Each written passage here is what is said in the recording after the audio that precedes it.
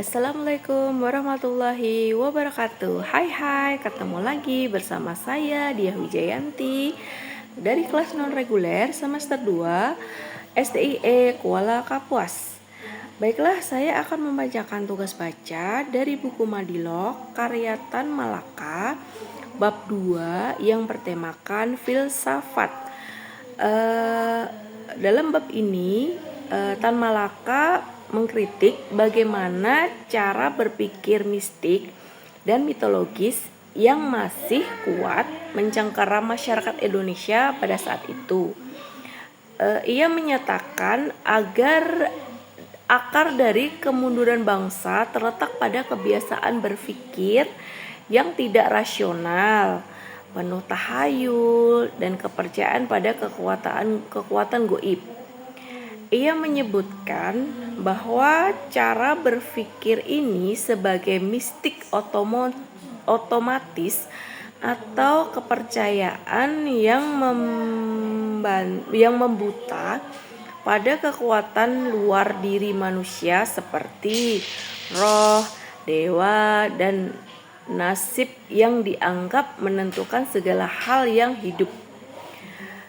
Tan Malaka menegaskan bahwa filsafat yang sehat seharusnya berpijak pada akal dan pengalaman, bukan pada mitos atau tradisi yang tidak teruji.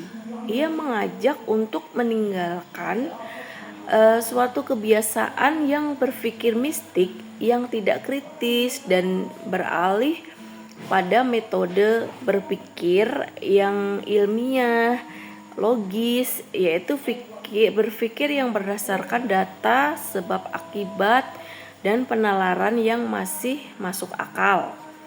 Masyarakat yang terus-menerus berpikir secara mistik akan sulit berkembang. Sebaliknya, hanya masyarakat yang mampu mengembangkan cara berpikir metodologis berdasarkan kenyataan, dialektis, yaitu melihat perubahan dan kontradiksi, dan logis itu konsisten dan sistematis, yang bisa maju dan mandiri.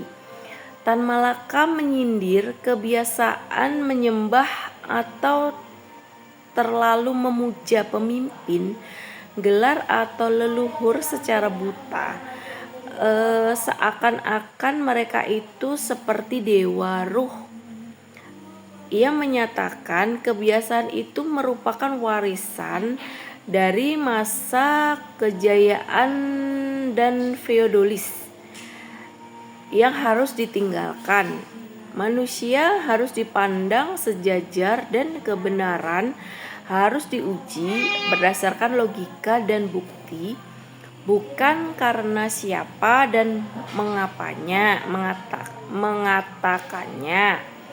Jadi, kesimpulan dalam bab 2 ini, menurut pemahaman saya, Tan Malaka itu mengkritik cara berpikir mistik dan mitologis yang masih mendominasi pada zamannya.